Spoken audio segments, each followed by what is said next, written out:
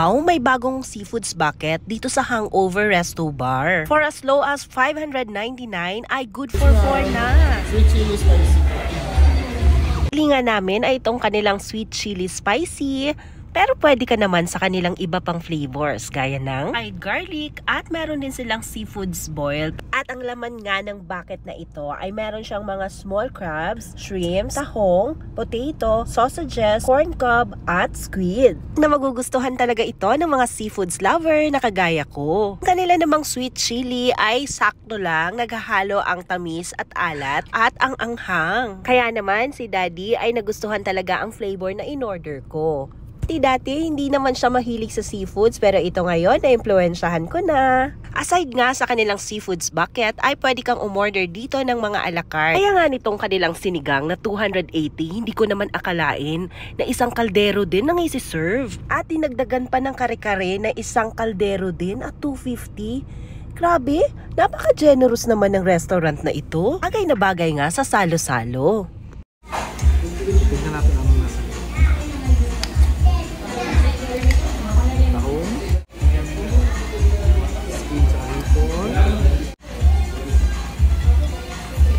Potato.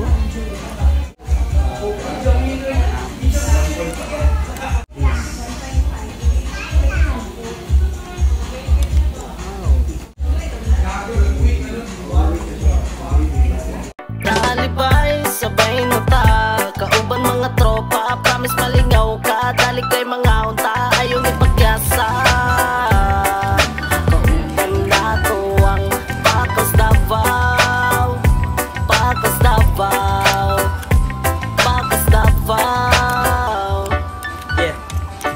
Mapa street food man oras to sabayin ako sa sentro pangita na dayog gusto ordira na dayong lechon na pili tamis na melon lansunis durian pang season pili ang dako na tubol kay murag dagan tag makaon tag iliko na tuwa mga lokal na tinda lami kay atong kaon pagdaplinta sa kalsada pagtawid gutom ang street food sa tanan nga gapangita og lami unya barato lang ng mga tinda na kwek-kwek og fishbowl isa panic og isulumpiang Shanghai lami pug kay kumbate nga sipud na sinuglo sinubana belly og isda nga bangus ug tilapia na ay hitog mga salad bakal sabaw ang kauban kung kaon na tungatuan balo na asang agianan sa lokal na pagkaunan kung sabaw ni inununan bulalo manak na hinala ko kung naapa joy kulang sige lang atong palitaan Kalibay, sabay na ta.